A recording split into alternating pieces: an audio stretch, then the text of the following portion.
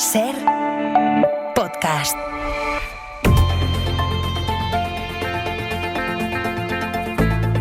El Abierto. Ser podcast.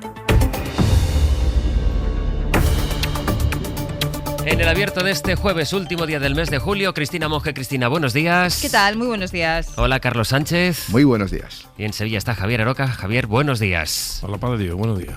Tenemos muchas cosas que comentar, mucha política, hoy mucha actualidad judicial. De hecho, a las 6:13 de la mañana ha entrado en este estudio donde estoy yo esta mañana de Radio Valencia Julián Jiménez, que es el director de contenidos de la cadena SER en la Comunitat Valenciana, y me ha hecho como un gesto y no entendía muy bien qué me quería decir. Hola, Julián, buen día. ¿Qué tal? Buen día. Lo que me quería decir era darme paso porque tengo aquí una noticia que hemos adelantado pues a esa hora de la mañana, a las 6:13, y que consiste en la dimisión del comisionado del gobierno por la Dana. Saben que después de que se produjera la tragedia de la Dana en Valencia, el gobierno nombró un comisionado y que esa persona era una persona que tenía, la verdad, una gran trayectoria en la gestión de las emergencias, que era José María Ángel. Publicó hace unos días el diario El Mundo, adelantó la información de que la Fiscalía le investigaba por presuntamente haber falsificado un título del que se habría valido para ganar un puesto de funcionario. Y la noticia es que dimite. Sí, el hasta ahora responsable de la Administración General del Estado de la Coordinación de las Tareas de Reconstrucción ha presentado un escrito en el Ministerio de Política Territorial comunicando su marcha después de que se haya sabido, como decías, que la Fiscalía Anticorrupción lo está investigando por su consolidación de plaza como funcionario en la Diputación de Valencia. Es que, además, hemos sabido, Sastre, que la Diputación también le ha abierto expediente a la pareja de José María Ángel, a la también socialista Carmen Ninet, que es subdirectora del MUBIN, porque tampoco tendría acreditada la titulación para ocupar su plaza en la Corporación Provincial. Bueno, en el escrito... en este momento se está investigando a José María Ángel y también a su pareja. A su pareja también, por las mismas circunstancias, esa documentación aportada, esa titulación universitaria aportada para su consolidación como plaza en la Corporación Provincial. Bueno, de las explicaciones que él da, él habla de inquina. Lo que ocurre es que hay un hecho, y es que se está investigando si lo que presentó, el supuesto título en la diplomatura de archivística del año 83, es válido o no. ¿Por qué? Pues porque la Universidad de Valencia no reconoce esta titulación hasta el año 90.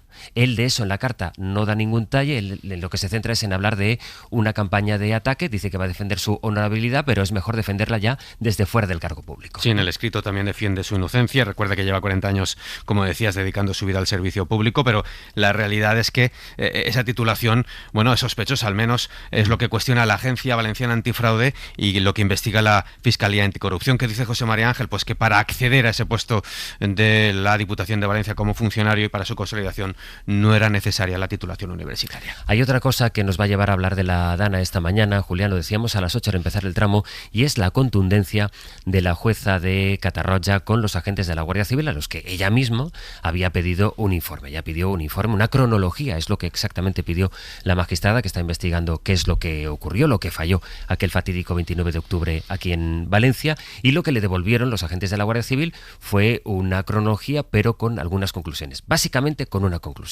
Avalaba la tesis, defendida por cierto por el gobierno de Carlos Bazón, de que hubo un apagón informativo y que ni la AEMET ni especialmente la Confederación Hidrográfica del Júcar fueron avisando de cómo iba subiendo el caudal. Y la jueza le viene a decir dos cosas. La primera es: no hagan mi trabajo, que estas conclusiones ya son mías. Y segunda, esto del apagón informativo es además una tesis judicial ya superada. Sí, es que además la magistrada desmonta punto por punto en ese auto el informe hecho, recordemos, por la mismísima Guardia Civil.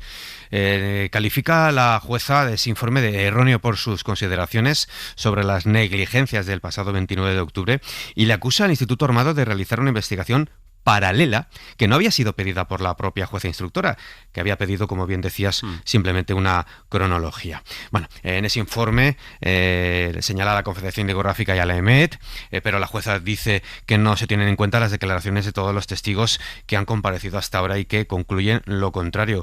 E insiste, como decías, que los análisis de las negligencias ocurridas el pasado 29 de octubre corresponden a la justicia y no a la policía. Bueno, si quieres, vamos a escuchar las reacciones a este contundente auto. La primera del gobierno valenciano, de la vicepresidenta Susana Camarero, a la que escuchábamos a las 8 de la mañana en este Hoy por Hoy. Asegura, por un lado, que no entran a valorar los actos judiciales, pero, sin embargo, destaca la importancia de ese informe de la Guardia Civil. Yo nunca hago valoraciones de los autos judiciales, ni de este ni de ningún otro proceso, por lo tanto no voy a entrar en el auto, pero sí decir que la Guardia Civil, creo que nadie duda de que es un organismo de solvencia más que acreditada, y por lo tanto los informes de la Policía Judicial y la Guardia Civil tienen que ser tenidos en cuenta, y para nosotros es importante que corrobore lo que venimos diciendo en los últimos meses. Es una manera curiosa de no entrar a valorar algo, valorándolo. Sí. Por el otro lado, en las agencias estatales señaladas por ese informe de la Guardia Civil, bueno, tenemos una reacción, la de José Ángel Núñez ayer en el informativo Hora 14, que defiende que el auto de la jueza demuestra que la Generalitat sí que tenía información suficiente el día de la Dana. Lo trascendente es lo que dicen esos autos, y el de hoy incide en lo que han estado diciendo todos los autos del juzgado número 3 de Catarroja, y es que la información que proporcionó la Agencia Estatal de Meteorología el día 29 y los días anteriores fue abundante y era suficiente para alertar a la población.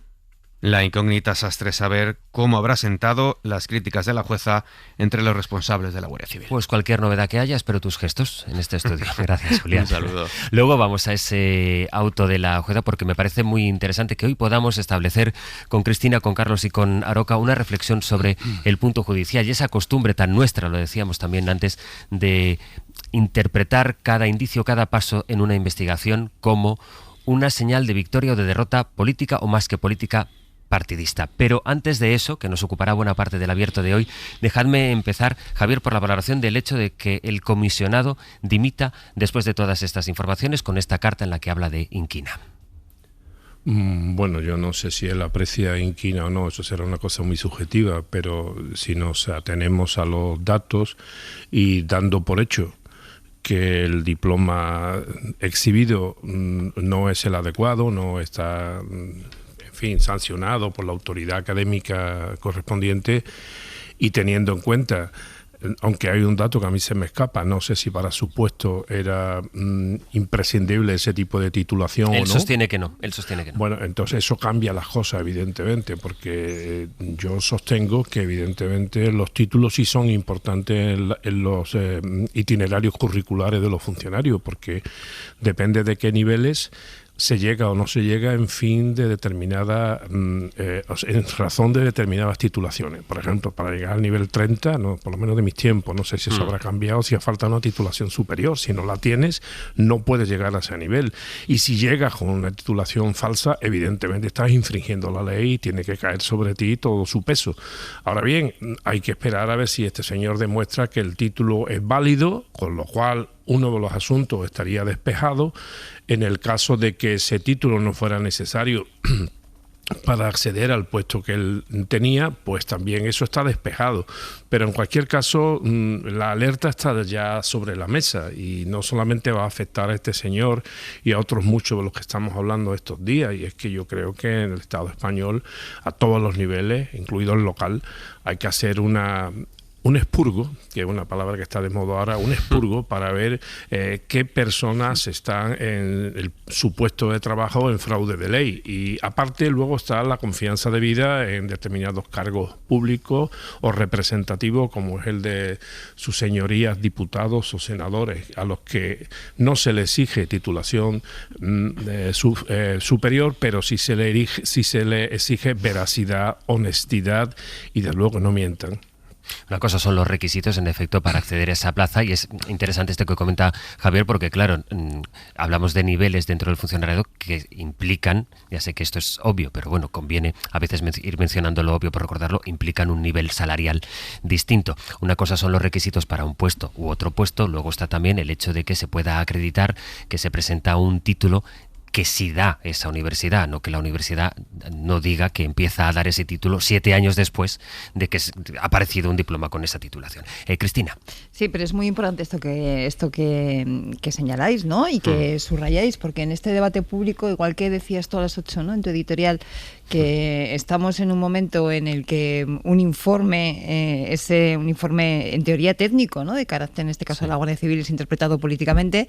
También estamos en un momento en el que la conversación pública política se tienden a mezclar demasiadas cosas y no se suele hilar fino para diferenciar, ¿no? Y esa distinción que se hacía es clave. Para presentarse a un puesto de representación pública no hace falta ningún tipo de titulación académica, hace falta honestidad y un proyecto político, y eso es algo que valoran los electores cuando te votan o no te votan. Sin embargo, cuando tú estás en la administración, tanto para acceder a ella como para ir subiendo en los diferentes escalafones, hay una serie de requisitos que hay que acreditar, ¿no? Si efectivamente este señor no tenía esos requisitos suficientemente acreditados, estamos ante un problema pues de nulidad, básicamente, de esa plaza, que por cierto habrá que investigar también cómo se comprobó en su momento que la titulación que se aportaba era la correcta y era cierta. Sin embargo, queda por ver si efectivamente la documentación que aportó en ese momento cumplía con los requisitos. Entonces estamos en el segundo supuesto, en el supuesto de que estamos hablando de una cuestión de requisitos académicos, técnicos, para acceder a una plaza o para cambiar de una plaza a otra. Eso está pautado administrativamente, eso tiene que seguir una serie de procedimientos que tienen que haberse comprobado en su momento, y que si eso no es así, pues automáticamente tiene que quedar descartado, ¿no? Lo que pasa que estaríamos entonces ante un caso muy grave, no solamente de falsedad en ese hecho, en esos documentos, sino que habría que investigar también toda la cadena de errores que se habría producido para poder llegar a ese punto. Carlos. Sí, creo que cuando saltan a la opinión pública ese tipo de sucesos, de acontecimientos, yo creo que hay dos formas de aproximarse desde el análisis. Una, digamos, es el itumas, es decir, pensar que ahora le toca al Partido Socialista, anteriormente a Noelia Núñez en el Partido Popular, y bueno, hay un rifirrafe político que me parece que no lleva a ningún lado. Y yo creo que la otra forma más inteligente de aproximarse es hacer una reflexión sobre qué nos pasa en nuestro sistema político, porque son tan habituales este tipo de circunstancias, ¿sabes? Que un cargo público pues no es capaz de acreditar su currículum. Y más allá, digamos, de la censura pública a ese político que comete esa tropelía, yo creo que tenemos que reflexionar si tenemos instrumentos de fiscalización suficientes para las declaraciones públicas que hacen los políticos son realmente verdaderas. Y yo siempre pienso en el Congreso de Diputados, cuando todos los congresistas, los diputados y los senadores tienen la obligación de presentar su declaración de bienes, pero no hay nadie que fiscalice si es verdad lo que están diciendo. Es decir, yo creo que ahí necesitamos una oficina que fiscalice dentro del Congreso y el Senado si lo que dicen los diputados y los senadores es verdad. No lo hay. Y probablemente si uno ve los bienes patrimoniales de muchos diputados se queda sorprendido. ¿Cómo ese individuo que lleva 20 años en política resulta que tiene 3.000 euros en la cuenta corriente? Sí. Es decir, simplemente porque no se ha fiscalizado. Tenemos una oficina de conflictos en el ministerio, en el gobierno, que realmente no tiene medios. Es un cargo realmente administrativamente ínfimo. Es decir, para tener control. Me parece a mí que tenemos que hacer una reflexión más de calado, y estos casos no son puramente testimoniales, que eso es lo menos relevante. Lo relevante es hacer una reflexión profunda sobre qué nos pasa en el sistema político. Totalmente de acuerdo. Pero fíjate, Carlos, yo que soy muy partidaria de partir del principio de confianza, ¿no? No del principio de sospechas, sino del principio de confianza, suelo ser más proclive a decir, más que fiscalizar de arriba abajo. Fiscalizar, a lo mejor no es la palabra correcta, pero digamos algún tipo de control, claro, de veracidad, un control de veracidad. Sí, pero a eso voy. Más que decir exactamente que usted me tiene que presentar con todo detalle, todo yo lo voy a revisar todo de arriba abajo continuamente, que es partir del principio de sospecha, yo creo que en sistemas democráticos funciona mejor lo contrario. O sea, yo parto del principio de confianza. Ahora bien, de manera aleatoria se harán una serie de inspecciones para garantizar que efectivamente usted me está diciendo lo correcto. Básicamente como hacemos en la declaración de la renta. Tú la declaración de la renta, la gran mayoría de personas nos llega un borrador, confirmamos, complementamos lo que haya que complementar, se manda, ¿no? Y luego de forma aleatoria o de acuerdo a una serie de criterios de inspección fiscal, pues de vez en cuando alguien tiene una inspección. Por lo tanto, cuando tú vas a rellenar esos datos, ya sabes que siguientes te pueden pillar. Bueno, pues algo parecido, ¿no? Pero partiendo del principio de confianza y no del principio de sospecha, que creo que es más interesante. Ahí estaba recordando, porque de compatibilidades y de lo que se declara en el Congreso ya ha habido tantísimas polémicas, como ahora recordaba. Yo creo que en cada legislatura ha habido casos sonados de esos, de diputados que también, y algunos que no declaraban que ejercían como abogados y luego ejercían. Y recuerdo una polémica cuando era Jesús Posada, el presidente del Congreso, que acabó diciendo, es que yo no soy policía, como diciendo, pues aquí cada uno que declare lo que quiera declarar, pero esto que decía Carlos, ¿no? El contraste de estos datos con la realidad, pues ¿a quién corresponde? Porque nadie, en verdad, correspondería a cada uno y a la honestidad de cada uno. Y también esto que propone Carlos lleva implícita en fin, lleva implícita una carga de sospecha o por lo menos el temor a pensar. Yo estoy de acuerdo con lo que dice Carlos. Además, he vivido una experiencia profesional interesante, al menos, por lo menos ilustrativa para mí. De esto, lo que estamos hablando, me refiero a las relaciones con el Parlamento. Y yo creo que hay una actitud por parte de... El Parlamento tiene su propia autoridad y su propia dinámica interna. Yo creo que son bastante corporativos en determinadas circunstancias. Y hay dos que yo quiero señalar hoy. Una es la que estamos hablando, en la comprobación, investigación, o como queramos llamarlo, de la veracidad de los datos que se aportan. No solamente en los datos académicos, sino también, por ejemplo, la declaración sobre bienes, patrimonio y otra serie de cosas, que también hay una interpretación bastante laxa. Por no decir luego la actitud corporativa de los parlamentos, digo en general, con relación a las compatibilidades, que eso es un auténtico, permíteme la expresión que es de mi tierra, es un auténtico cachondeo, porque resulta que hay funcionarios que no son compatibles para nada, porque así lo dice la ley y así debe de ser, mientras que no se cambie, y así hay que respetarla y practicarla, pero después el régimen de compatibilidades de su señoría en algunos casos deja mucho que desear, y todo es bajo la protección de los propios órganos parlamentarios. O sea, cuando se entra en el Parlamento, uno parece que acaba protegido por una cierta inviolabilidad falsa, ¿no? Es decir, no solamente la que les corresponde por ley, con la que yo en cierto sentido estoy de acuerdo, sino luego una especie de estatus privilegiado en muchas cosas. Una impunidad, ¿no? Exactamente, sería eso, impunidad, ¿no? Es como son ciudadanos aparte, o sea, todos los funcionarios, pues y los que hemos estado alguna vez en esa situación, sabemos cómo nos afecta el régimen de incompatibilidades, pero luego uno se compara con otra gente en tu misma situación que gozan de la protección parlamentaria y dice, bueno, aquí algo está fallando, o yo soy un Julay.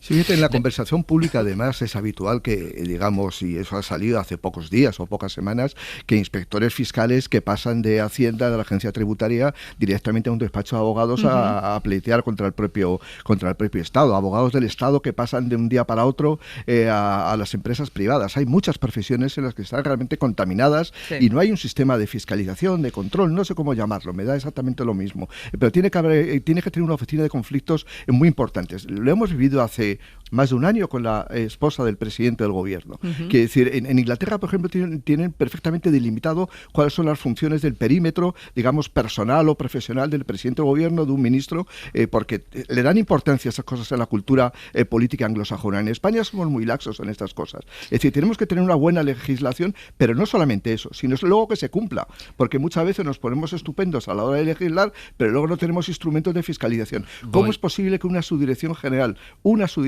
sea la responsable de la oficina de conflictos del gobierno de España? Pero me parece que es una auténtica barbaridad. Voy a hacer la pausa, que si no se me solapa con la de las 9, y luego os pregunto por el contundente auto de la jueza de Catarroja.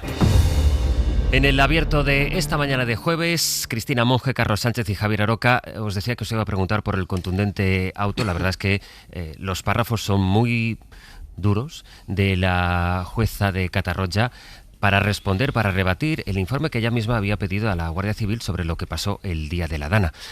Lo que pasa es que ella había pedido una cronología y en vez de un listado se encontró con una serie de conclusiones que avalaban la tesis que defiende el gobierno valenciano, decía, del apagón informativo. Por ejemplo, leo solo un párrafo.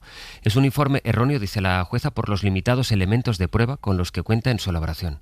Se trata de un informe extenso, 220 páginas, dice la jueza del informe de la Guardia Civil, pero que ni puede atender a lo que sucedió en el CECOPI, a las testificales de los técnicos, a las declaraciones de los familiares de las víctimas, en fin, a los peritos, no atiende declaraciones de especial relevancia, y así una a una con estas 20 páginas de auto de la jueza, que lo que viene a decir, en resumen, Cristina, lo que viene a decir, y esto ya nos tiene que ir introduciendo el debate sobre la instrucción, la investigación de muchos de los casos más mediáticos aquí en España, es: yo he pedido de la policía una serie de hechos. Las conclusiones y lo que se tenga que derivar de esas conclusiones corresponden a la investigación que lleva adelante una magistrada.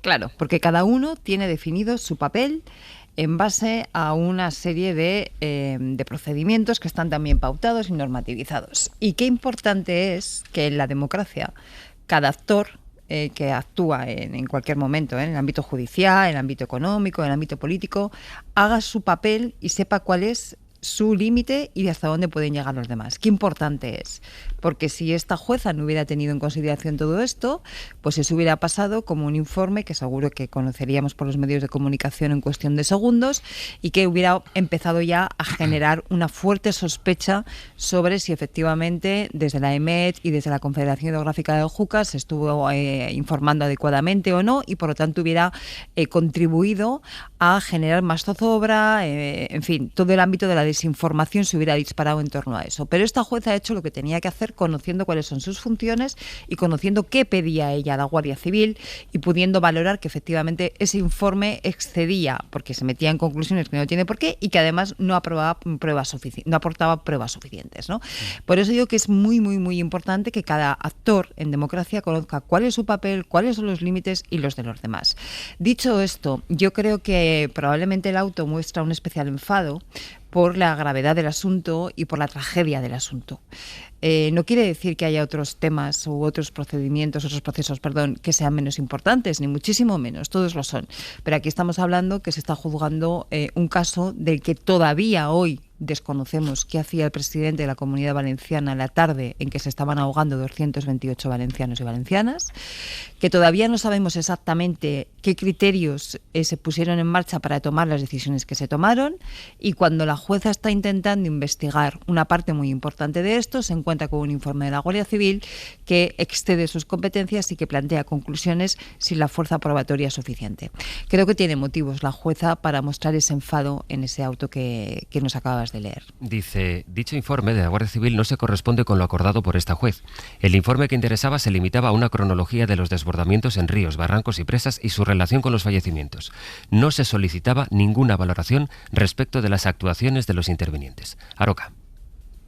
Bueno, yo al hilo, seguiremos hablando de esto hoy mismo, pero al hilo de lo que decías sobre hasta qué punto, y creo que hay que enfocarlo desde una perspectiva autocrítica, hemos llegado a dar un valor a los informes de las policías judiciales, sea en este caso de la UCO o de quien fuere, por encima de lo que dice la propia ley, por encima de lo que está previsto en nuestra legislación, ¿no? Y probablemente de ahí venga el error, ¿no? Que contamos futbolísticamente cada informe de la Guardia Civil como si fuera una cosa definitiva e incluso como si la propia instrucción fuera el informe de la Guardia Civil. Yo creo que eso habría que descartarlo pronto, porque estamos contribuyendo, todos los que nos ponemos detrás de un micrófono o delante de una pluma, a crear una confusión generalizada que yo creo que además es interesada. La ley es muy clara. La ley dice que las policías judiciales dependen de jueces, fiscales y de presidentes de los tribunales. O sea, la Guardia Civil, en este caso la UCO, o si fuera la UDEF, no son cuerpos autónomos que pululan en los procedimientos penales como ellos quieran, no, están a la orden de los jueces, de los fiscales y de los presidentes de los tribunales. Son comisionados de los jueces. Todo lo que estoy diciendo lo dice la ley, no me lo estoy inventando. Y además la ley es clarísima, dice que el juez, en este caso la jueza, es la que dirige y controla la instrucción de un caso. Por tanto, todo lo que sea una actitud mostrenca, es decir, libérrima, sin dueño conocido, ¿se entiende?, por parte de un cuerpo policial, pues es salirse de su propia competencia y salirse del propio mandato expresado, en este caso, por una jueza. Por tanto, yo creo, y me alegro que lo haga, porque da la impresión, en otros casos muy periodísticos, muy mediáticos, de que quien dirige la instrucción en determinados procesos es la propia unidad de la Guardia Civil. Yo creo que esto es un error, que además que creo que la Guardia Civil debería ser la principal interesada en despejarlo, porque si no, parece que la Guardia Civil es una cosa distinta de lo que realmente es y lo que establecen las leyes, entre otras la ley orgánica de cuerpo y seguridad del Estado. Y con respecto a otra de las cosas que has dicho, que ha dicho también mi compañera Cristina, hay que inmediatamente decir, precisamente para despejar estos equívocos, que según la jurisprudencia de los propios tribunales, los informes de la policía judicial, en algunos textos se le denominan, creo que sin sorna, la inteligencia policial, no tienen valor probatorio. Es decir, por favor, dejémoslo claro, un informe de la Guardia Civil no tiene valor probatorio, eso luego tiene que ser probado. O sea, no basta con que un guardia civil de la UCO diga esto, no, eso luego tiene que estar acompañado con la correspondiente prueba que se tramitará en la fase del juicio oral, no ni siquiera en la instrucción, ¿no? Y esto último que acabo de decir con tanta contundencia de que los informes de la inteligencia policial, concretamente en este caso que voy a citar de la Guardia Civil, no tiene valor probatorio, no es una invención mía. Está en una sentencia del Tribunal Supremo del año 23, algo muy recientito, o sea, hace 2 añitos. Luego, por tanto, no insistamos en darle a la Guardia Civil un valor que no tiene, porque no lo tiene. Son simplemente auxiliares policiales a las órdenes de un juez, en este caso una jueza, y comisionados de lo que le diga la juez, no lo que le diga nadie. Es un buen melón, desde luego, porque ahora lo decía Javier, la instrucción corresponde a los jueces y hay informes, y has utilizado un término que me parece una metáfora muy gráfica para describir algo, un fenómeno del que intentaba hablar esta mañana, esta futbolización de los informes. ¿Qué dice la UCO? Pues esto, yo me cojo a esto, yo me agarro a lo otro, y de todo hay una intención política o partidista. Eso no quiere decir, que es por donde vamos a seguir el debate, no quiere decir que no haya indicios o pruebas o que haya informes de una contundencia tal del que se deriven responsabilidades políticas, pero eso ya va en otro negociado con el que voy a seguir preguntándole a Carlos Sánchez, pero Carlos, si te parece, después de las noticias. Perfecto. El Gobierno ha decidido ya quién va a ser la nueva comisionada de la DANA en Valencia después de que José María Ángel haya dimitido, como les hemos anunciado aquí en la SER esta mañana. Adrián Sánchez, buenos días. Buenos días. La nueva comisionada del Gobierno para la DANA es Zulima Pérez, hasta ahora la coordinadora del Comité de Expertos para la Reconstrucción tras la tragedia. Es también asesora en la Secretaría de Estado de Política Territorial. Sustituye así a José María Ángel pocos minutos después de conocerse la dimisión.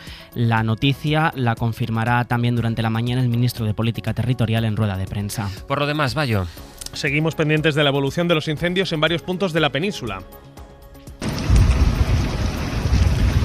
En la comarca extremeña de Las Urdes a esta hora se incorporan los medios aéreos a las tareas de extinción, aunque con cautela por las fuertes rachas de viento. En Montbeltrán, en Ávila, se mantienen más de 100 medios terrestres y aéreos tras una noche centrada en estabilizar el perímetro del fuego que ha devorado ya más de 3.000 hectáreas, mientras en Galicia está camino de estabilizarse el incendio de A Cañiza en Pontevedra, un incendio que ha arrasado ya 200 hectáreas. Última hora, Lara Salgado, bodía. Bodía, así lo confirma en la SER el alcalde del municipio, Luis Piña, que asegura que los trabajos van camino de contener la propagación de las llamas. De seguir así, sostiene, en las próximas horas los vecinos que permanecen desde anoche confinados en sus domicilios podrán salir de sus casas. Si todavía es previsible que ahora por la mañana reciban un aviso de que están desconfinados. Un incendio que ha calcinado ya más de 250 hectáreas se convierte en el más agresivo hasta ahora en el verano gallego. En él trabajan también hasta 96 efectivos de la Unidad Militar de Emergencias.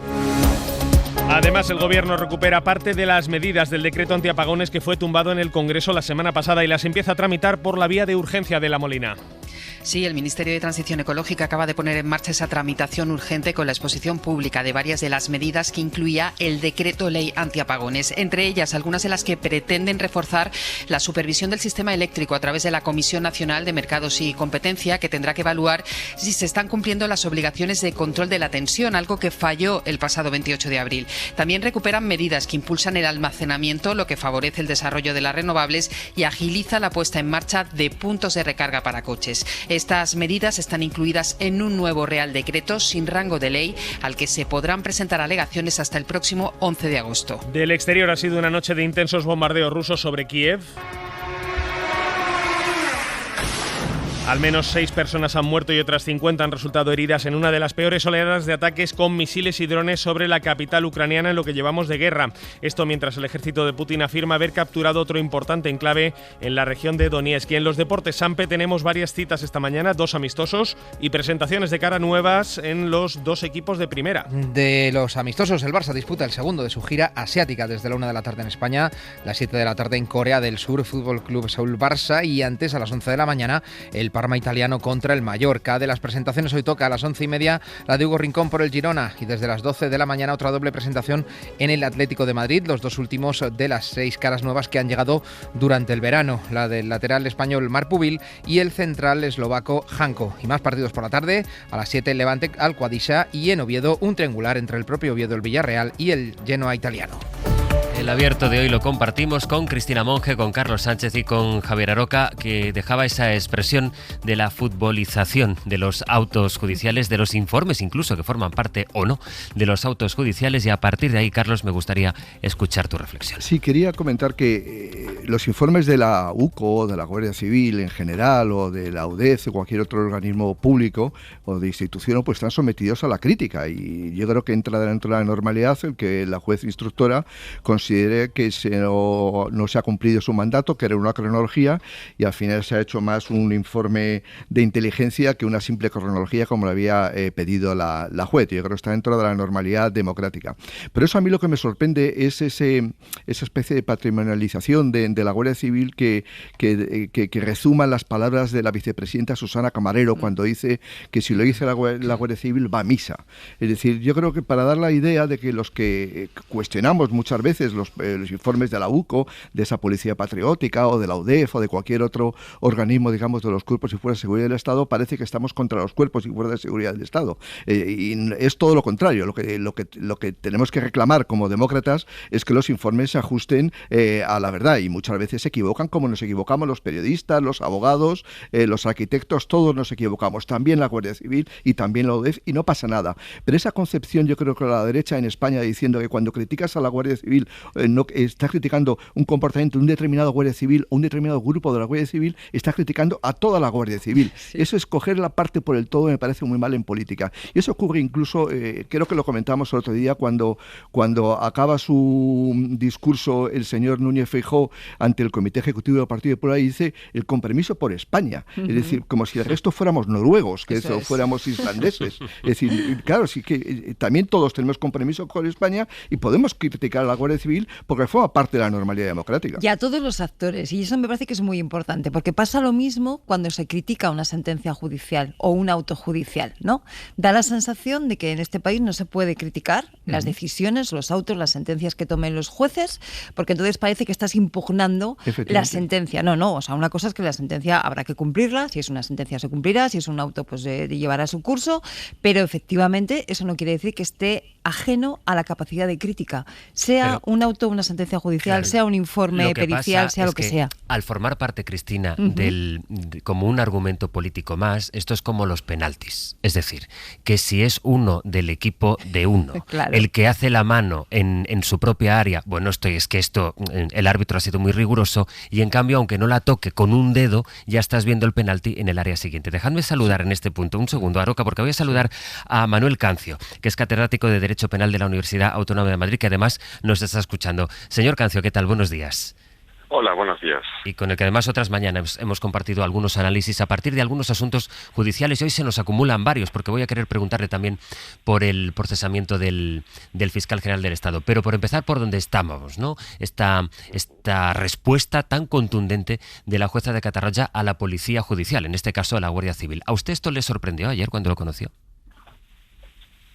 Bueno, hay una tensión estructural en el sistema de investigación judicial española, que es que están los cuerpos policiales, los distintos que hacen funciones de policía judicial, que tienen sus mandos y que dependen de última instancia pues de las estructuras de sus respectivos cuerpos, pero funcionalmente dependen de la juez, del juez de instrucción. Entonces eso siempre genera alguna tensión, ¿no? Y por lo que he podido leer del auto, lo que está diciendo la señora juez, la instructora, es que hay que obedecer y que la investigación judicial la dirige la juez.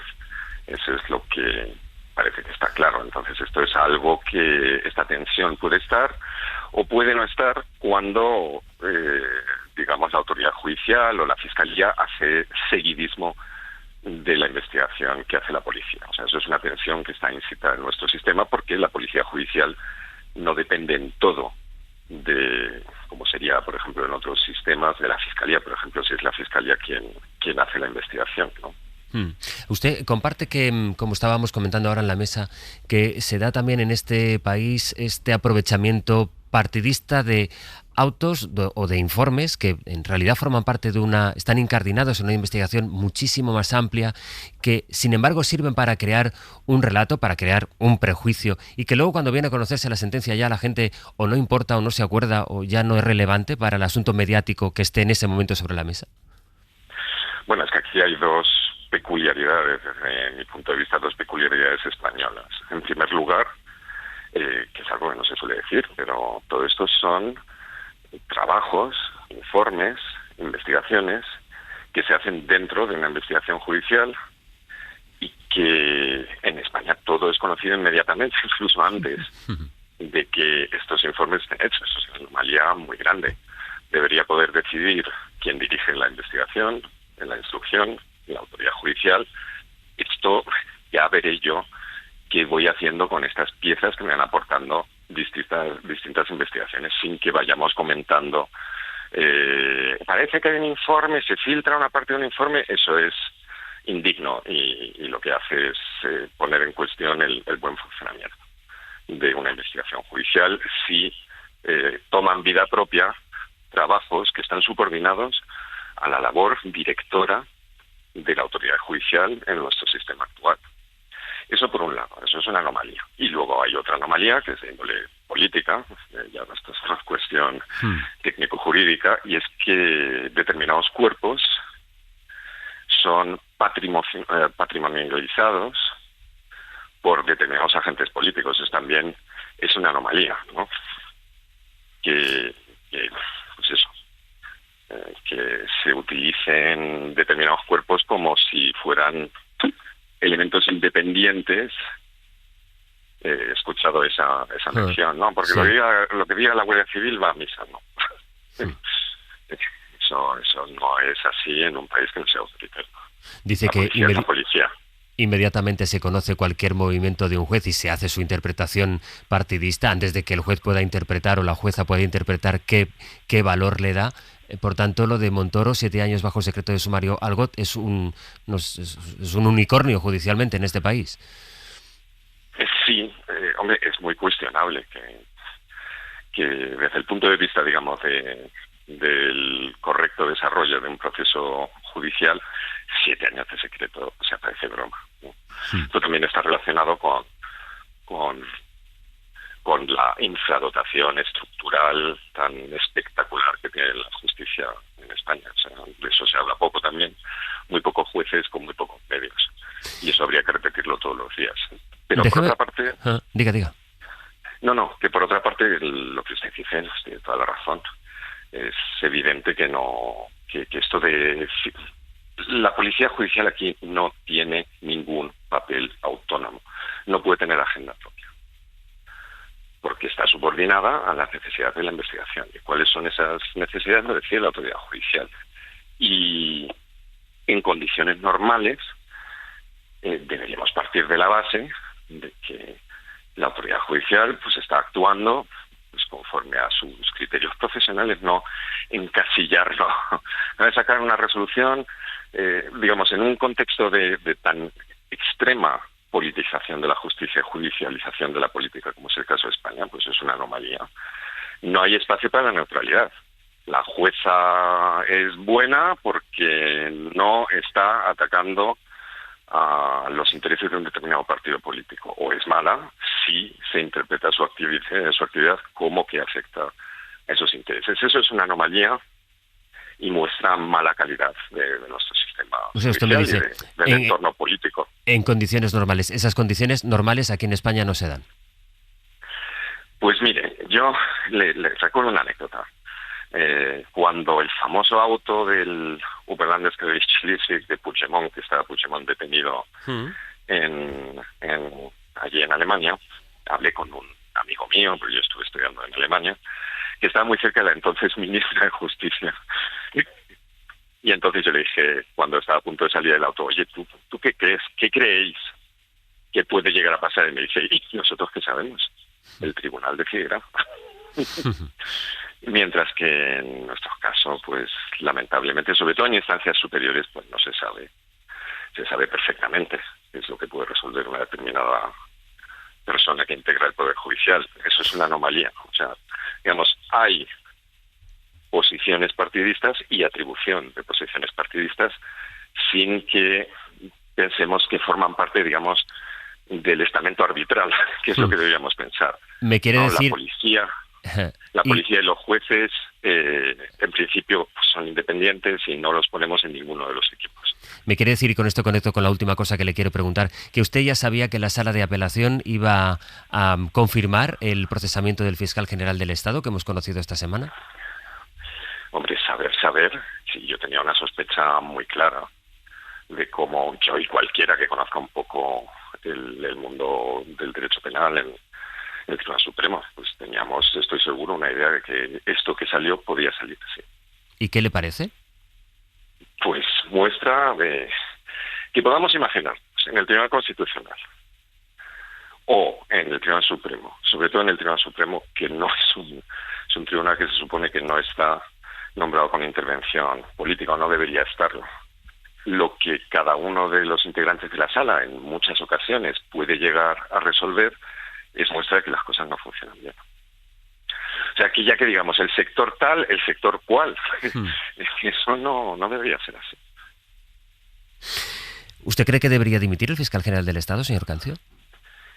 Mire, con carácter general, yo creo que la imputación, es decir, la apertura de juicio oral como muy tarde, es un momento en donde cualquier cargo público, sea inocente o sea culpable, debe decir, bueno, debo apartarme, aunque luego suceda, como sucedió con Oltra, por ejemplo, aunque luego suceda que no hay nada de nada.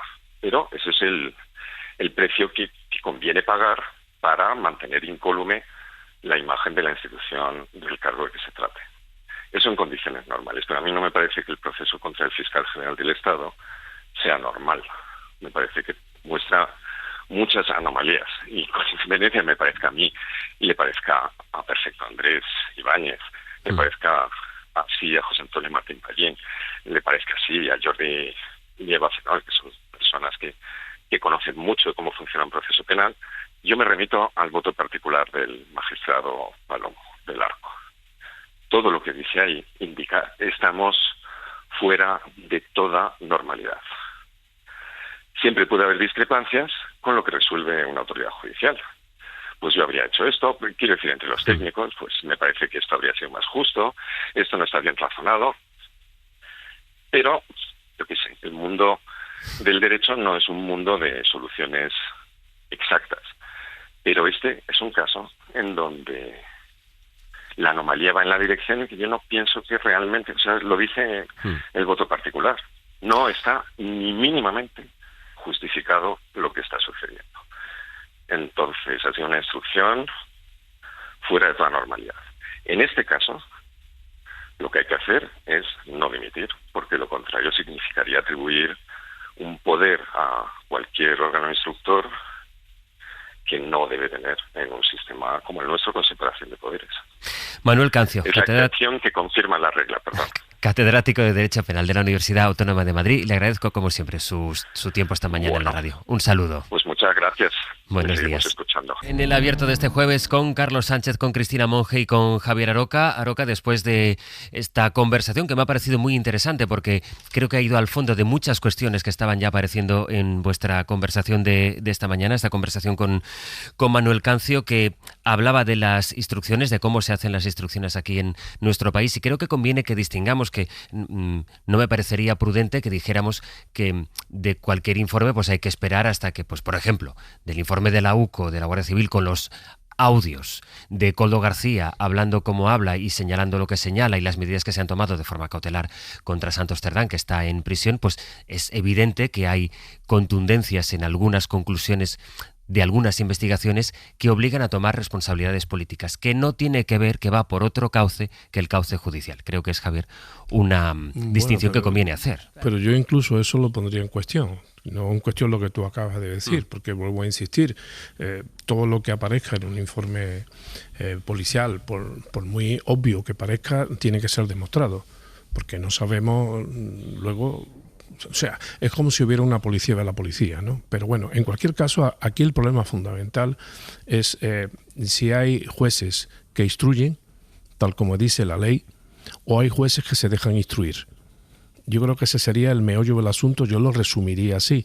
Pero con respecto a lo que ha dicho el señor Cancio, el profesor Cancio, del que siempre uno aprende, a mí me gustaría hacer algunos comentarios. Primero, esto tiene que ver con lo que él decía en la distinción y el conflicto que hay entre la dependencia funcional de las policías judiciales, de los jueces y fiscales y presidentes de los tribunales, y después la dependencia orgánica y jerárquica de cada uno de sus cuerpos. Eso no debería de ser ningún conflicto. No lo debe de ser, porque en lo que estamos hablando dependen exclusivamente de los jueces. Exclusivamente. Ahora, si se demuestra que es que además de los jueces dependen de su estructura orgánica en la inclinación que tengan sus informes, eso ya sería gravísimo. Eso es gravísimo.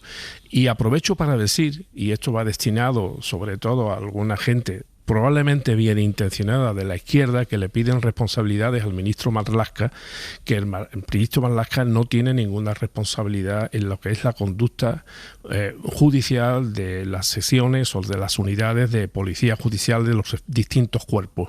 Es más, es una garantía de que no pueda intervenir, porque la remoción o el apartar a cualquier policía de una investigación solamente corresponde a un juez. Y eso es una garantía que hay que defender. O sea, nadie puede apartar a un guardia civil o a un policía nacional de una investigación si no es un juez, que por cierto retiene y tiene e insta la potestad disciplinaria. Quiero decir, porque si alguno está pensando en que si un policía se porta mal en el ejercicio de sus funciones, ¿quién lo sanciona?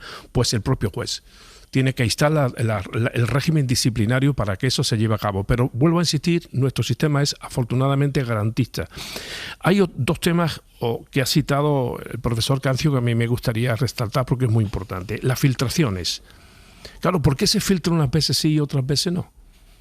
Es decir, ¿por qué del caso Montoro no hemos tenido ninguna filtración y de otros casos la tenemos a la carta? ¿Quién es el responsable de que se reproduzcan o no filtraciones? ¿Son los cuerpos policiales autónomos a la hora de decidir qué filtran y qué no filtran? Eso es un tema que para la higiene de nuestro sistema también podía aclarar. Y por último, él hablaba de que determinados partidos patrimonializan a determinados cuerpos y fuerzas de seguridad del Estado. Bueno, esa es una hipótesis que parece que se puede comprobar en algunos casos, pero a mí hay algo que me preocupa más. A mí lo que me preocupa es si hay algún cuerpo policial de este país que patrimonializan el propio Estado. O sea, pongamos que la Guardia Civil. Se creen que ellos son el Estado y que por tanto ellos son los garantes y ellos son los ejecutores de todo aquello que pueda pasar para bien o para mal en el Estado, incluso obviando pues las competencias, en este caso de instrucción, que correspondan a los jueces. Esto también es gravísimo, porque sería tanto como admitir que 80.000 españoles pueden más que 47 millones de españoles demócratas en su función de ejercicio de su propia ciudadanía. Es decir, aquí hay una serie de sintomatología, de patología que afecta a los cimientos de la democracia y que conviene aclarar lo antes posible y conviene tener la fuerza suficiente para poderlo aclarar, dicho sea de paso, ¿no? Por tanto, yo creo que hay que tener paciencia. Yo creo que en un sistema democrático hay que criticar, se admiten las críticas. Creo que los criticados deberían de ser también protagonistas de las propias críticas, porque yo creo que esto no va en detrimento de la reputación de determinados cuerpos del Estado, ni siquiera de determinado poder del Estado, sino que va encadenado o encardinado a su mejora, para que todos los agentes, incluidos los que nos asomamos los medios de comunicación, que participamos en los procesos democráticos de este país, estemos sometidos a todo tipo de control. Y uno de los sistemas de control más importantes en una democracia es el compromiso crítico de la ciudadanía con los distintos protagonistas de todos los procesos democráticos de un país. Por eso precisamente creo que hablas de la Guardia Civil o de determinados cargos de la Guardia Civil o puestos de la Guardia Civil. Bueno, evidentemente, pero te voy a decir una cosa. Yo no me tengo que disculpar constantemente por criticar a la Guardia Civil. Si la Guardia Civil piensa que yo lo estoy criticando porque estoy en contra de la Guardia Civil, se equivocan. Se equivocan porque no saben ni siquiera mi historia personal. Por tanto, se equivocan. O sea, yo no voy a pedir nunca perdón por criticar a nadie, ni tampoco voy a decir nunca, oye, perdón a los jueces. No, mire usted, yo cuando tengo un juez que lo tengo que criticar, lo critico, y cuando tengo que criticar una sentencia, la critico, y si se enfadan, bueno, pues lo siento mucho, pero siempre hablando, siempre hablando. Eso es, nadie te pide que pidas perdón, ni mucho menos. No, en absoluto, pero sabes lo que quiero decir. Lo sé. ¿no? Y tú lo que quiero decir yo. También, y ahora quiero decir, Cristina, quiero decir con esto que, por favor, Cristina. Gracias a usted. Adelante. Con la venia. No, esto último que decía Loca, la verdad es que me parece que es muy interesante, porque en este país, a diferencia de otras culturas más anglosajonas o más nórdicas, en este país tenemos la mala costumbre de que cuando discutimos, parece que no discutimos o criticamos, ¿no?, sobre ideas o sobre documentos o sobre un informe o sobre una sentencia o sobre un documento o un artículo, ¿no?, sino sobre la persona en sí. Y es algo que deberíamos trabajar para quitárnoslo. Las personas son todas respetables, las ideas ninguna, porque están hechas precisamente para ser cuestionadas, debatidas, rebatidas, mejoradas, etcétera, ¿no? Entonces, cuando se critica un auto, cuando se critica un informe, cuando se critica una sentencia, lo que se está criticando es el contenido de esos documentos, no a las personas que lo están planteando.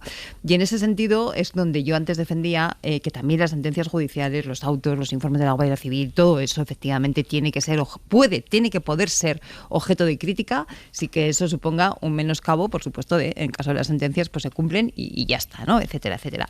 Con lo cual, en ese sentido, creo que es muy importante diferenciar. Cosa distinta es lo que estaba comentando el profesor Cancio, ¿no?, de cómo se establecen las jerarquías, ¿no?, y las dependencias, en este caso de la Guardia Civil, de las instancias de instrucción, que efectivamente dependen de los jueces, ¿no? Y ahí es donde volvemos al asunto del principio. Y por eso yo decía antes, no me extraña que la jueza de Catarroja esté enfadada y lo muestre en ese auto, porque lo que ella pidió a la Guardia Civil no es lo que ha obtenido. Ella pedía una cronología, sin embargo obtiene un informe que tiene que decir otras cosas, está invadiendo sus competencias y por lo tanto ese informe no cumple con las funciones que tenía asignadas. Y de ahí, insisto en esa idea, la importancia en un sistema democrático de que cada uno sepa lo que tiene que hacer y lo que no puede hacer. Porque si uno de esos agentes de repente no cumple bien su papel y no cumple bien su trabajo, todas las garantías democráticas se ponen en cuestión. Yo creo que esto es un elemento que tenemos que tener muy en cuenta a la hora de valorar procedimientos, a la hora de valorar todo este tipo de cuestiones. Y es aplicable también, efectivamente, al asunto del fiscal general, que no sé si quieres, Sastre, que entremos ahora o si entrarás después, ¿no? Porque yo creo que lo decía muy bien el profesor Cancio, es inapelable, ¿no? Yo creo que un representante público y más un fiscal general, yo creo que es inasumible que se sienta ahí en un banquillo.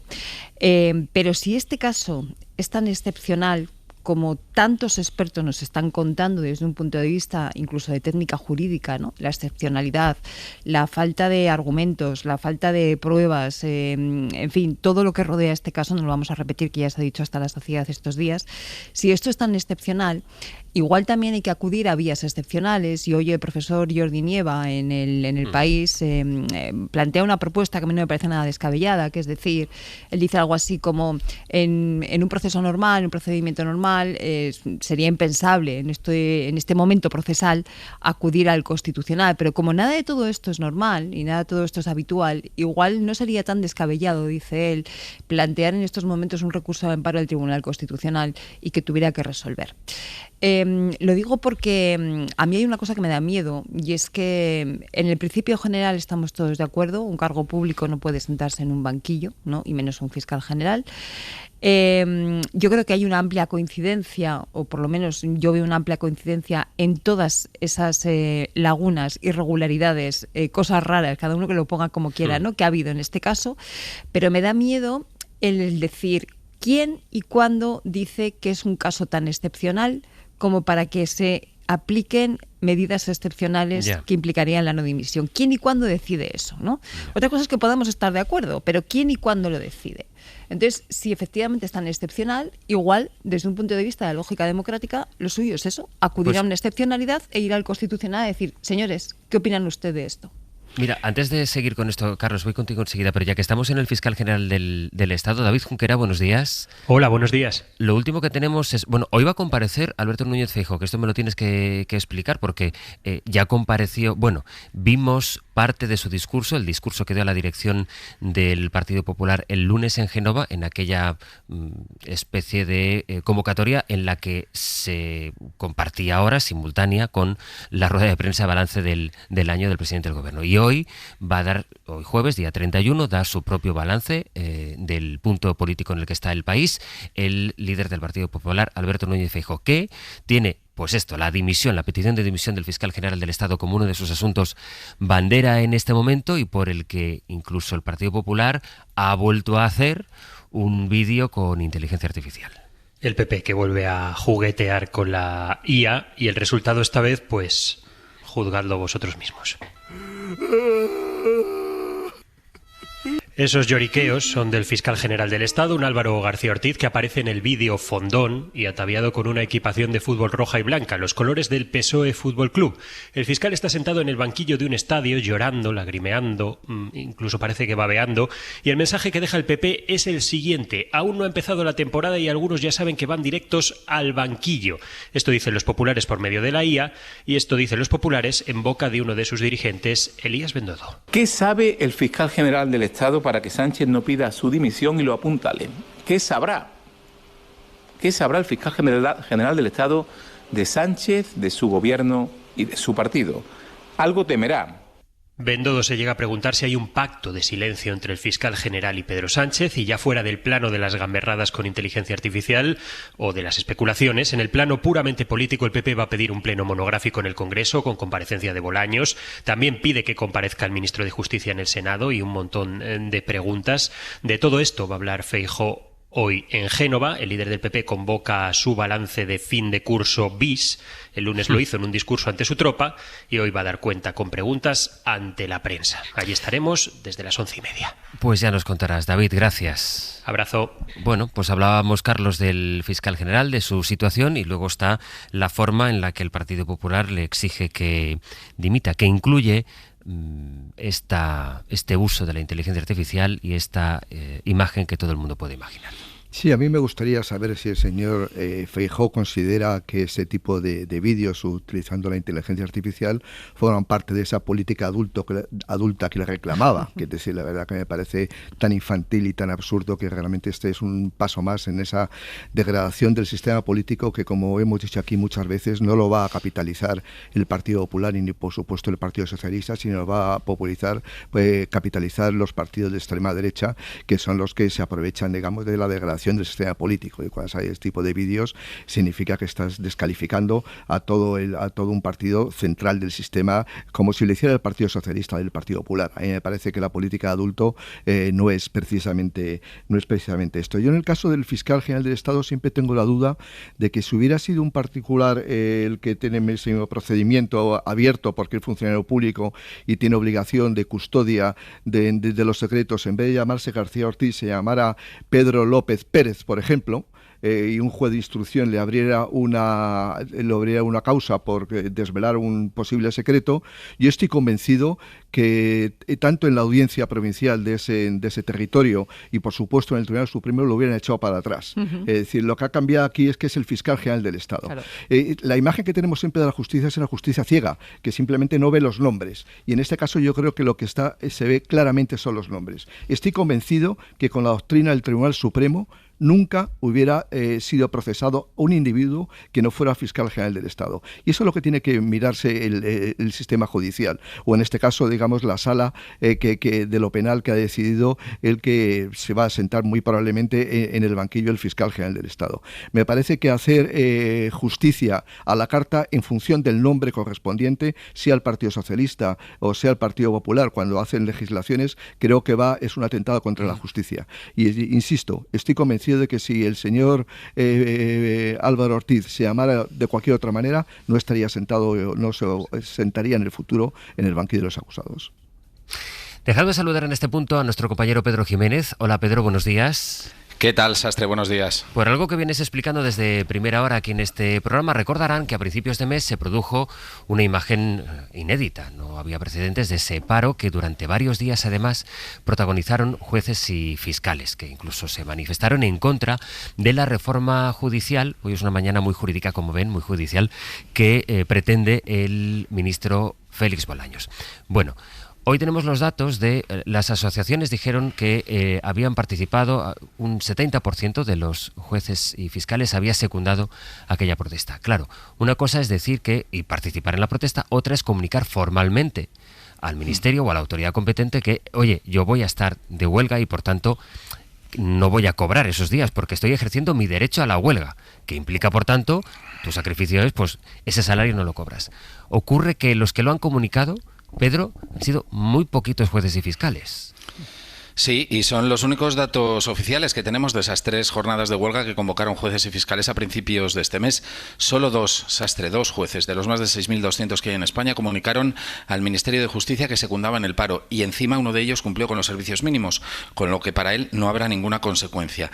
En el caso del Ministerio Público, 28 fiscales comunicaron a Fiscalía General que ejercían su derecho a la huelga de los más de 3.000 que ejercen en nuestro país. El departamento que dirige Félix Bolaños descontará el sueldo a los 29 huelguistas. Claro, estos números están muy lejos, lo decías tú, de los que ofrecieron los convocantes, que eran todas las asociaciones de jueces y fiscales, salvo las 2 progresistas. Dijeron que hubo una media de seguimiento del 70%, es decir, que 4.000 jueces hicieron huelga. Se agarraron a unos datos de un canal de comunicación reservado que habilitaron para que, sin riesgo a perder el sueldo, jueces y fiscales pudieran comunicar que hacían huelga. Pero ese canal de comunicación reservado y secreto no hay manera de confirmarlo, porque el Consejo del Poder Judicial no recabó datos. Pero también están lejos estos datos de los que ofreció Justicia, un 30% de seguimiento en base a la información que le dieron los letrados de la Administración de Justicia, que son a la postre los jefes de los juzgados. O sea, pasa que a pesar de las imágenes que vimos, en teoría solo 28, una treintena de personas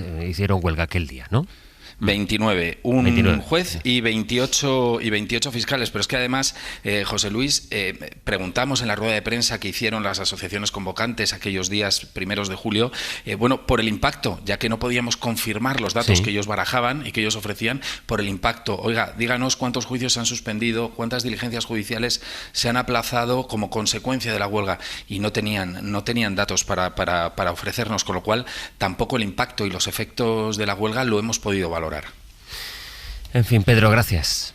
A vosotros. Bueno, y otro asunto que está hoy de actualidad es, y hablando también de tribunales, el Tribunal de Cuentas, en este caso, la nueva sanción a Vox. Sara Selva, buenos días. ¿Qué tal? Buenos días. Es ya la tercera por financiación irregular. Sí, en realidad el Tribunal de Cuentas lleva años señalando las irregularidades en la financiación de Vox. Lo ha hecho con varias sanciones. Esta es la tercera, 50.000 euros, y es la menos cuantiosa. En abril del año pasado le multó con 800.000 euros y en julio con 200.000. Así que el partido acumula ya más de 1 millón de euros en multas. El organismo sanciona a Vox por incumplir la ley de financiación de partidos políticos, por recibir 2 tipos de donaciones que están prohibidas. Donaciones finalistas, las que tienen un objetivo concreto, y donaciones anónimas. A las sanciones se suman además los informes del tribunal que han puesto en el foco las irregularidades. En el análisis que hicieron de las cuentas de 2018 y 2019 vieron cómo Vox había ingresado dinero en efectivo en sus cuentas a través de cajeros automáticos. Explicó Vox que aquello procedía de la venta de merchandising en las mesas de información, pero ocurre que las cantidades que ingresaban eran de 299 euros, justo esa cantidad, porque a partir de 300 la ley obliga a identificar al comprador. De hecho, en Vox circuló una guía entre afiliados exigiendo eso, que se hicieran ingresos de menos de 299 euros y nunca de más. Y están también claros los 2 créditos que el partido de Abascal ha recibido de un banco húngaro. Vox aún puede recurrir esta última multa, como ha hecho con las anteriores, y lo que suele decir es que el Tribunal de Cuentas obedece órdenes políticas y que está llevando a cabo una persecución contra el partido. Vaya. Sara, gracias. Hasta luego. Aroca más de 1 millón en multas y dice Vox que es que les persiguen.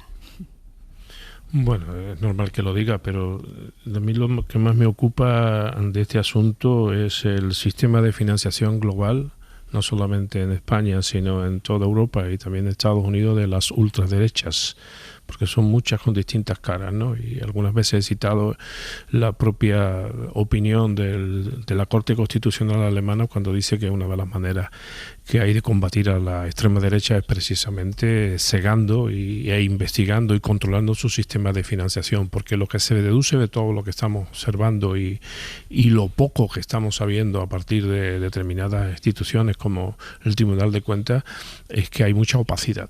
hay muchísima opacidad. Y yo creo que un sistema democrático también se nutre de la transparencia en cuanto a la financiación de los partidos políticos. Y aquí luego también interviene un vector de coherencia y de honestidad. Es decir, si usted viene a la política para regenerarla y critica tanto el sistema de democracia liberal, evidentemente usted tiene que aportar una mejor solución. Y la mejor solución que aporta la extrema derecha sistemas de financiación oscuros, bien procedan de estados amigos como Hungría, o de estados que no reconocen su amistad y no era el estado sino eran grupos paraestatales de la República Islámica de Irán, en la oposición, por cierto, digo, estos grupos, o bueno, donaciones incluso que se han llegado, según he leído, a través de ingresos anónimos en cajeros bancarios, ¿no? Entonces, claro, esto supone ese doble reto. Primero, saber cómo se financia la extrema derecha, y segundo, contraponer la honestidad y la honorabilidad de aquellos que dicen que van a regenerar España con su propia actitud ante algo tan grave y tan importante como es la financiación de su propia organización. Carlos.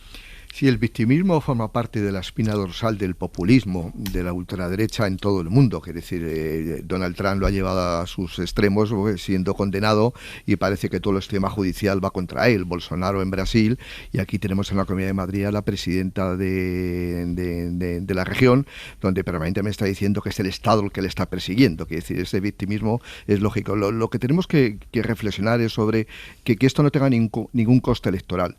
Al Partido Popular tendría un coste electoral, y lo pagó en una de las elecciones, que quedó muy por debajo de sus expectativas porque tenía financiación ilegal. El Partido Socialista también tiene un coste electoral, y la reflexión es esa: ¿qué pasa en nuestra sociedad para que no tenga ningún coste político o electoral para Vox este tipo de irregularidades o ilegalidades? Me parece que ese es el punto clave, y tenemos que reflexionar como sociedad. Justamente, pero fijaros qué curioso, cuando se ha estado hablando del caso Koldo, una de las líneas rojas que ha puesto todo el mundo encima de la mesa, incluidos los socios del gobierno, es que en ningún momento aparezca que hay financiación ilegal del partido, ¿vale?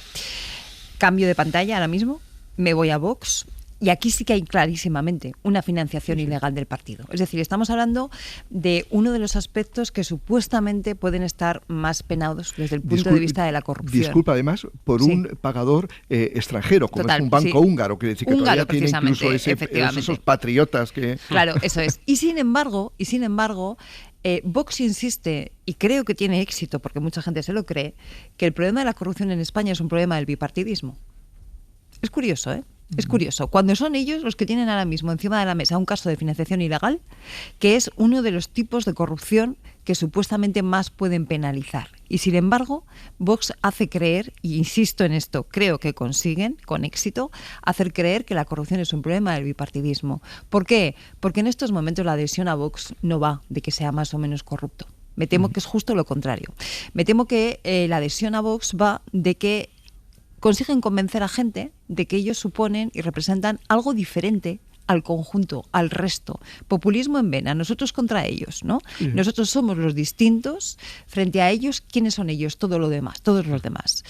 Yo suelo recordar un hashtag de Vox que tuvo mucho éxito hace ya un tiempo, hace ya unos cuantos años, en redes sociales, concretamente en Twitter, que era simplemente solo queda Vox. ¿Qué querían decir con eso? Insisto, fue muy exitoso para ellos. Querían decir que ellos son algo distinto al resto. Por lo tanto, cuando ellos argumentan ahora estamos siendo objeto de una persecución del Estado, es que hay gente dispuesta a creerle y hay gente que efectivamente le va a creer. Por eso es muy importante que consigamos explicar y consigamos diferenciar bien, ¿no? Cuando son sospechas de corrupción, cuando, como en este caso estamos hablando ya de la tercera sentencia de financiación ilegal y además clarísimamente estipulada como, ¿no? Es fundamental que consigamos explicar eso, porque si no, efectivamente se acaban reforzando la idea de que ellos son algo distintos y que como son distintos y están fuera del sistema, el sistema les está persiguiendo. Disculpa, Javier, la famosa frase de Donald Trump que dijo: yo puedo apuñalar a alguien en la Quinta Avenida y no tiene coste político, no tiene coste electoral. Yo creo que es una reflexión importante que tenemos que hacer como sociedad.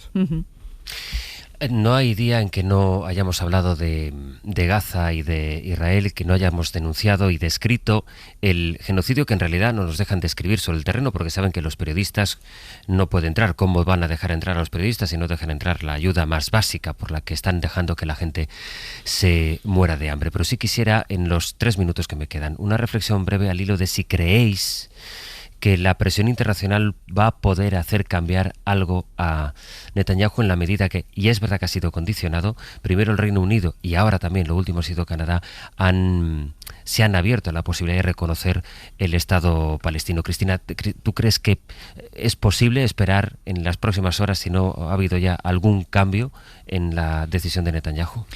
Claro que es posible esperar que la presión internacional consiga cambiar la actitud de Netanyahu y el genocidio que se está cometiendo en Gaza y en Cisjordania, por cierto, que hablamos de Gaza pero nos olvidamos de Cisjordania muchas veces. Ahora bien, para eso la presión internacional tiene que merecer ese nombre. No podemos estar hablando solamente de declaraciones, es muy importante que se reconozca el Estado palestino, pero más importante es que se establezcan bloqueos de armas a Israel, más importante es que se aísle a Israel de la comunidad internacional y que se le apliquen las medidas y las castigos correspondientes. Si esa presión internacional incorpora todo esto, claro que es posible hacerlo caer, pero es que yo no veo que eso se esté planteando en ningún sitio, ni siquiera por la Unión Europea. Fue muy interesante, Aroca, escuchar ayer a Teresa Rivera, vicepresidenta de la Comisión, como desde dentro nos decía, pues mire, sí, yo sé que esto es insoportable, yo querría que hubiera sanciones, que Europa hiciera algo, pero es que Europa no se mueve. Bueno, pero Europa somos todos, ¿no? Incluido el que fue alto representante de la política exterior y no sé cuántas cosas más, el señor Borrell, que parece ahora que nunca ha sido el alto representante de la Unión Europea en el exterior, ¿no? Tú me preguntabas presión, yo digo, ¿presión? ¿Qué presión? ¿Qué presión? El que ahora esté, sí, por cierto, con el protagonismo primero del Estado español en el reconocimiento del Estado palestino. Pero es que este reconocimiento, si me permitís la expresión, ya sé que es un poco fúnebre, es a título póstumo. Porque ¿qué vamos a reconocer? Si los están matando como patos, no ya de hambre, sino cuando van a buscar al comedero, allí los masacran y los acribillan, los ejecutan de tiros en la cabeza a bebés y a niños, porque forma parte de una cierta tradición el eliminar a los hijos de los enemigos, ¿no? Parece que esto es una barbaridad. Si Europa, bien por el freno penitente de Alemania o por lo que sea, todavía no se ha atrevido a denunciar el acuerdo de asociación con Israel, que si alguien tiene las ganas de leerlo, lo puede leer y verán que está condicionado dicho acuerdo al respeto por los derechos humanos y a la concordia. ¿De verdad que todavía Europa piensa que Israel respeta los derechos humanos y que tiene una actitud de concordia para tener una solución justa, definitiva con los palestinos? Que ya han cedido bastante, ¿eh? Ya han cedido bastante. Y por cierto, quiero recordar algo que acaba de decir Cristina. Tenemos el foco puesto en Gaza y bien puesto está, pero no nos olvidemos lo que está pasando en Cisjordania, que ya ha acordado que Knesset la anexión de ese territorio y que los están masacrando, gente que se dedica simplemente a la agricultura, es un pueblo agricultor y ganadero y los están matando como cochinos allí todos los días. Y Europa, bueno, pues se mete la mano en los bolsillos y tenemos una dirigencia como la que tenemos. Bueno, la señora Rivera es Europa. El señor Pedro Sánchez es Europa, porque forma parte del Consejo Europeo. Todos somos Europa. Ahora, si dejamos que Ursula von der Leyen o la actual sucesora de Borrell, esta señora Kaja Kallas, pues campen a sus anchas y sigan al dictado de los Estados Unidos como si fuéramos, que es lo que somos, según el último acuerdo, un auténtico protectorado de los Estados Unidos, pues mire usted, apague y vámonos. Carlos. Bueno, como dicen los estadísticos, es posible que Europa sea más vigilante con Israel, pero no es probable. No es probable por una cifra que a mí siempre me llamó la atención y que me gustaría contrastarla, digamos, para actualizarla. Hace algún tiempo leí que cada mes le llega a Israel unos 10.000 millones de dólares procedentes del extranjero para financiar sus guerras. Israel tiene guerras en el Líbano, en Siria, en Irán, por supuesto, en muchas partes del territorio. Un país con 8 o 9 millones de habitantes habitantes no puede financiar eso. Y, por supuesto, estar invadiendo como ha invadido Gaza de esa manera tan salvaje, eso cuesta dinero. Por lo tanto, la estructura económica no favorece ese tipo de posiciones beligerantes de Europa, entre otras cosas porque muchos aliados de Netanyahu son los líderes de los fondos de inversión, de los hedge funds, de la gente que maneja el dinero en el mundo. Y no hay ningún gobierno que quiera enfrentarse a Israel porque teme a que le retiren los capitales. Hasta que Europa no ataque, digamos, directamente a esos fondos de inversión que están financiando la guerra de Israel, creo que no hay nada que hacer. De hecho, lo estamos viendo ahora mismo con lo que ha hecho la presidenta de la Comisión Europea respecto de Estados Unidos. Simplemente se ha tenido que rendir por la capacidad de presión que tienen esos hedge funds, esos fondos de inversión extraordinarios que están financiando la guerra de Israel. Por eso digo que es posible que se podría hacer, pero es muy poco probable que Europa sea beligerante, desgraciadamente. Y con Pepe Rubio y Sergio Castro. Buenos días. Buenos días. Muy bien, hoy perfecto. Ole, una sincronización estupenda. A ver qué tal se nos da ahora contar lo que tenemos preparado. Bueno, está sonando Aitana, que anoche actuó en el Metropolitano, esta noche vuelve a actuar, y de ahí surge nuestra pregunta de la semana en el 900-100-800, que queremos que llamen ya nuestros oyentes para responder a la siguiente pregunta. ¿Cuánto está dispuesto a pagar por ver en directo a su artista preferido? 900-100-800. Va a estar con nosotros Fernando Bayo, que nos va a ofrecer los datos, José Vicens, que nos va a hablar del fenómeno fan, el compañero de 40 y 40 Urban, y Chen Castaño, directora de Planet Events, una de las promotoras de los conciertos más importantes de España, que nos va a contar cuánto cuesta montar un concierto. Pero lo muy importante, 900-100-800, llamen ya. ¿Cuánto están dispuestos a pagar por ver en directo a su artista preferido? Vale, inmediatamente después tenemos una nueva edición de la sección de No Soporto, que es traer a personajes famosos y referentes de la vida plural española para tratar de conocerlos mejor, pero solo a través de una clave, y es para conocer qué es lo que no soportan. Simplemente eso. Hoy nos acompaña la escritora Laura Ferrero. Y después vamos a coger el DeLorean con Pascual Donate, nos vamos a ir al pasado para saber qué contaba y cómo lo hacía el periódico El Liberal un día como hoy, pero de 1925. Y hay cosas que te vas a dar cuenta que son cíclicas, porque ya estaba entonces ahí en las primeras páginas el Real Madrid, por ejemplo, entre otras cosas. Bueno, pensaba que ibas a decir otras noticias, pero bueno, vale, el Real Madrid. Eso es. Y alguna polémica arbitral, supongo, pero bueno, luego me lo contará. No te lo puedo desvelar. Vale. Bueno, filosofía inútil con Jaime Rubio Hancock. Hoy Jaime nos va a analizar la realidad de la inteligencia artificial desde la filosofía. Y vamos a terminar porque tenemos hoy concurso, que es una manera de enturbiar las relaciones entre compañeros de la cadena SER. Por eso lo hacemos. Hoy procuramos el enfangamiento total entre Radio Sevilla y Radio Galicia, con Elena Carazo en el sur y con Lara Salgado en el norte. Pues una mañana ya ven de no soportos, de concursos y sobre todo esa pregunta. Les recuerdo, en el 900-100-800, esta es la pregunta de hoy. ¿Cuánto está dispuesto a pagar usted por ir a ver a su artista favorito a un concierto y a dónde? Porque muchas veces implica viaje. De momento, Cristina Monge, Carlos Sánchez, Javier Aroca, habéis dado un muy buen concierto esta mañana. Pues a bailar, nos vamos a bailar. También desafinamos algunas veces. Hasta la próxima y gracias. Un abrazo. Adiós. Para no perderte ningún episodio, síguenos en la aplicación o la web de la SER, Podium Podcast o tu plataforma de audio favorita.